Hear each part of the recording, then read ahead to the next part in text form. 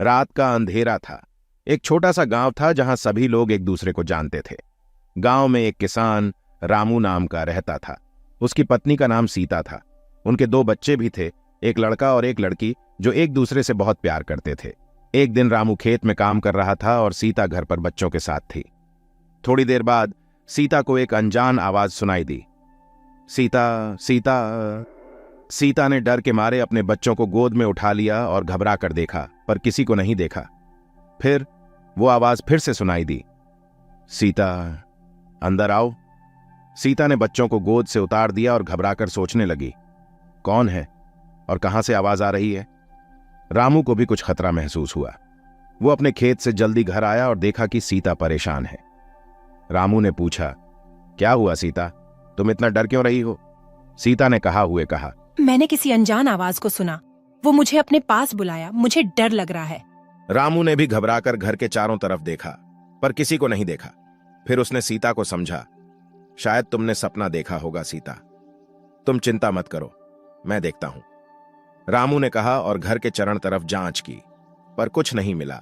फिर वो सीता को संभाले और उनके साथ बच्चों को भी बिस्तर पर सुलाया।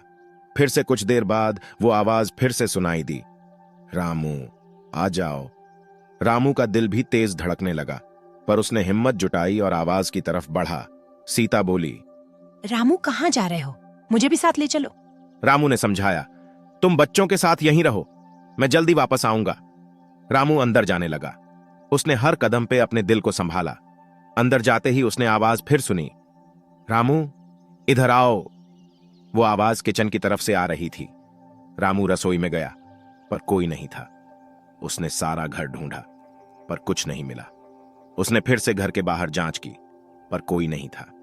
तभी उसके दिमाग में एक उजाला हुआ।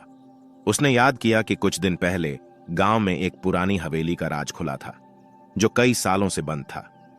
शायद वहां से आवाज आ रही थी। रामू ने तुरंत हवेली की तरफ रुख किया। हवेली अंधेरी थी और उसमें से भयानक आवाज आ रही थी। रामू ने हिम्मत जुटाई और हवेली के अंदर तरफ गया। अंदर जाते ही उसे एक चिट्ठी मिला, जिसने लिखा था, रामू तेरे बच्चों की जान खतरे में है, अगर तू उन्हें बचाना चाहता है तो मेरे साथ आजा। रामू का दिल तेज धड़कने लगा।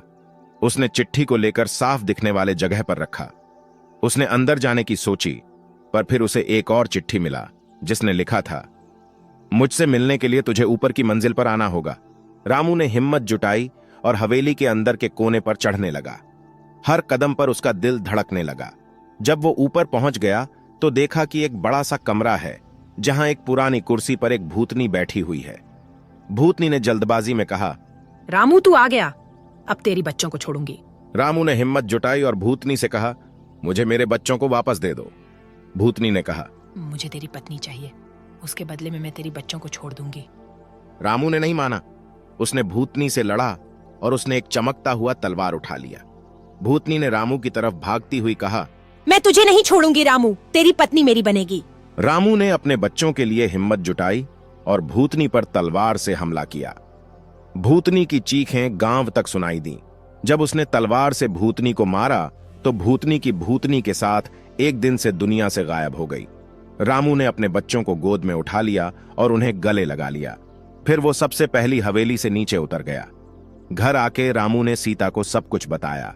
सीता ने भी रामू को गले लगाया और बच्चों को प्यार से गोद लिया। उस रात के बाद से गांव में कोई भी नहीं जाता था हवेली के पास। सब लोग समझ गए थे कि वहां कुछ भयावह है।